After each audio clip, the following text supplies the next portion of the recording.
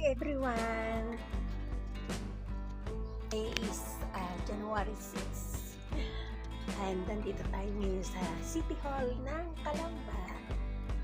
Actually, magbabayad kami ng realty tax.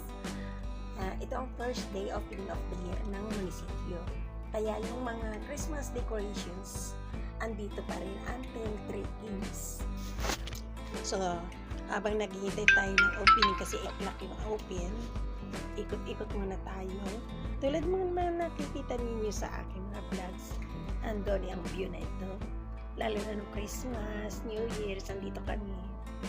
So, ngayon po ay papasok tayo dito sa City Hall at magbabayad ako ng realty tax. Samahan niyo ako.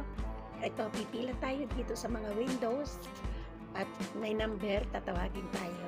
Madali lang naman po kasi dala ko yung Xerox copy ng aking tax ng bahay.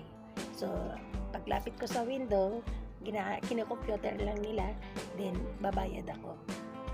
Ganun lang po kadali. Taunan po ako kung magbayad once a year ng payment namin sa bahay, sa tax, para sa tax.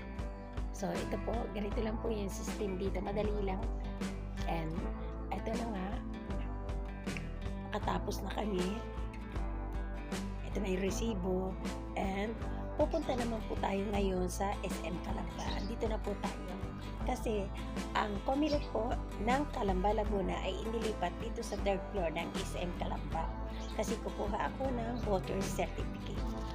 Dito lang po yan sa 3rd floor ng cinema ng SM. Lahat po ng may kailangan sa Comelec ng Calamba, dito po kayo pumunta sa SM. Kukuha po ako ng certificate of voters kasi yung anak ko kailangan sa pag-apply niya ng scholarship. So, para po sa lahat, ang SM po ay ang Comelec ay nandito na po sa SM sa 3rd floor sa cinema. Pwede po kayong pumunta dito kahit hindi pa bukas kasi ang bukas ng SM 10 o'clock. Doon po kayo iikot sa kabila sa may parking area. Mapapasokin po kayo basta sasabihin nyo lang po ang punta nyo ay Comelec. So, ang Comelec po dito sa SM, 8 o'clock pa rin ang bukas. Ganun lang po. Then, ito tulad nga po na sa City Hall, dito rin sa SM, mayroon pang mga decoration ng Pasko. Until matapos ang trekking, saka pa lang nila yung tatanggal. So, ikot-ikot muna tayo kasi nakakuha na tayo ng voter certificate. Punta po tayo sa dulo nito. Makikita niyo naman ito.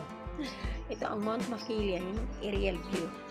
Ito po ang pinupuntahan ko dito. Ito yung papasyal kami dito sa SM. Kasi ang ganda tanawin na makulinglim. Ang natatanong niyo po itong bilog na ito, ito ang Rizal Coliseum at yung harap po niya ng City Hall ng Calamba. Diyan po tayo nang galing.